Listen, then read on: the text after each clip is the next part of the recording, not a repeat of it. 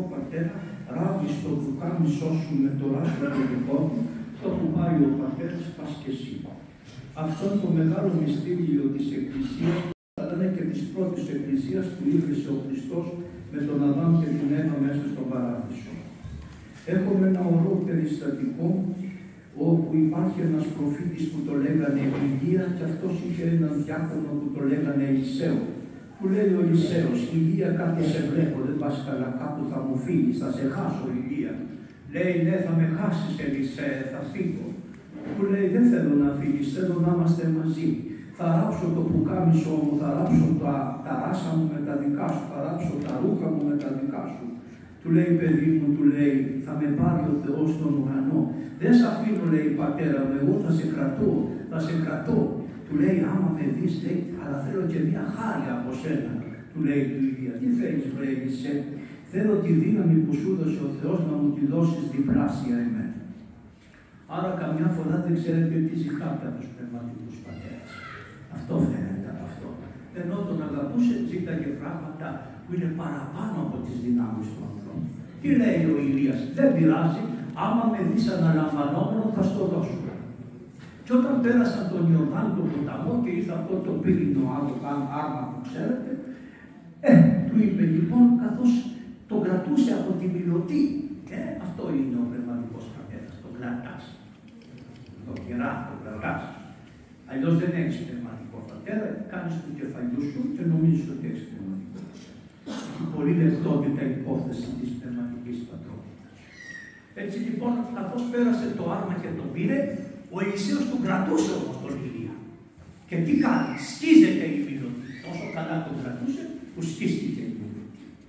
Και φώναξε ο Ελισαίος, πού πας πατέρα μου, πατέρα μου. Άστε τα μόνα, αυτό είναι το σκέφτεται. Λοιπόν, πού πας πατέρα μου λέει, πού πας πατέρα μου λέει, πού πας άρμα Ισραήλ, απαμβώ, πού πας του λέει πατέρα μου. Εμένα λέει δεν σου είπα να μου δώσεις διπλή τη χάρη. Και όπως είχε σκιστεί η μισή μιλωτή την κρατούσε ο Ελισαίος, πετάει και ο Ηλίας στην άλλη μισή στη μούρη του Ελισαίου, ώστε ενώ ήταν ένα, χωρίστηκε στη μέση και ξαναέγινε ένα. Η χάρις παραμένει αδιέρετη και επιμένει. Γυρίζει τώρα ο Ελισαίος καμαρωτός να περάσει τον Ιορδάνη. Ο Ιορδάνης ποιος είναι, η ζωή σας είναι ο Ιορδάνης. Γιατί η ζωή του κάθε ανθρώπου έχει δύο πηγές, Ιόρ και Δάμ. Ο Ιορδάνης είναι ποτάμι που έχει δυο πηγές, το Ιόρ και το Δάμ. Ενώνονται οι πηγές Ιωάννη και Δάμ και γίνεται το ποτάμι που είναι η ζωή σας. Πού γίνεται το ποτάμι ο Ιορδάνης, στην νεκρά θάλασσα. Άρα το ποτάμι Ιόρ και Δάμ γίνεται στην νεκρά θάλασσα. Άρα δεν μπορείς, έχεις ανάγκη τον πατέρα να το περάσεις στον Ιορδάνη. Ή τον Χριστό που είναι και ο πατέρας, ενωμένος. Διότι τον Χριστό δεν στο φανερώνει, ο Χριστός τον φανερώνει σε διαμέσου του πατέρα του πνευματικού. Έτσι λοιπόν γυρνάει αυτός και χτυπάει τον Ιορδάνη και λέει Ιορδάνη άνοιξε για να περάσω, λέει ο Ελισαίος. Άνοιξε ο Ιορδάνης, δεν ανοίγει ο Ιορδάνης με το θέλημά σου.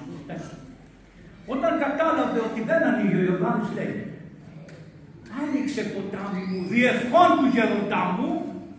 Και το χτύπησε το ποτάμι με τη μιλωτή που είχε πάρει, τσάνιξε το ποτάμι. Αν θέλεις λοιπόν να πάρεις κάποια ευλογία, να παρακαλάς τον Θεό διευχών του γεροντά μου. Σήμερα τιμάμε ένα πολύ μεγάλο Άγιο που είναι ο Άγιος Πορφύριος. Ο Άγιος Πορφύριος είχε γέροντα τον Ιωαννίκιο.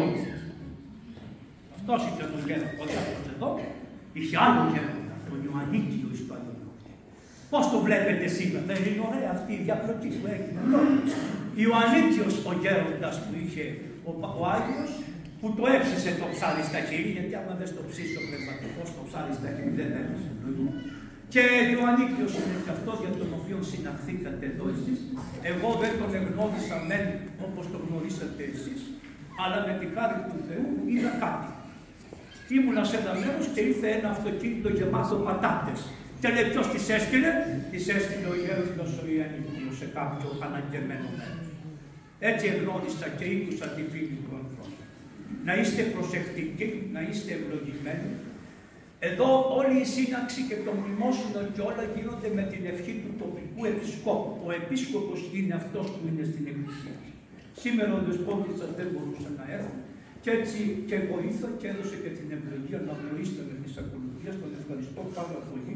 Να είστε υπάκουοι στον επίσκοπό σας και πάντα να είστε σιωπηλοί και ταπεινοί και να περιμένετε το Θεό να μιλάει για όλα τα πράγματα. Αυτά είναι να σας πω με πολύ αγάπη. Να τιμάτε τον γέροντα όσοι από εσάς τον εγνωρίσατε, να τον έχετε στην καρδιά του, να τον μιμήσετε τον γέροντα όσοι και όσοι γνωρίσατε και τον Άγιο Πορφύριο, να τους μιμούμαστε αυτούς τους Αγίους, με σιωπή και υπομονή, και η Εκκλησία τη φωτίζει ο Θεός. Η Εκκλησία είναι με οι επίσκοποι, ο λαός, ο κλήρος, είμαστε όλοι ένα. Λοιπόν, την Εκκλησία τη φωτίζει ο Θεός και παίρνει διάφορες αποφάσεις όταν έρχεται η ώρα. Να είστε ευλογημένοι. Πάλι ευχαριστώ τον Επίσκοπο, ευχαριστώ εδώ τον κύριο. Θα σας πω τώρα το όνομά σας το μικρό πώς είναι. Τον κύριο Ευστάθιο, να μην σε πω με τις ιδιότητες που έχει στις κρατικές.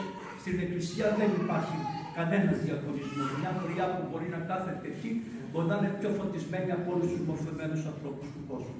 Ευχαριστώ πάρα πολύ για τους πατέρες που με βάλανε να συλλειτουργήσουμε. Να είστε καλά με την ευχή του Επισκόπου σας και θα συνεχίσουμε την ακολουθία της Θείας Λειτουργίας και τη Θεία Λειτουργία, όχι την ακολουθία. Τη Θεία Λειτουργία και στο τέλος θα κάνουμε το πάνδημο μνημόσυνο του Γέροντα Διόκητη.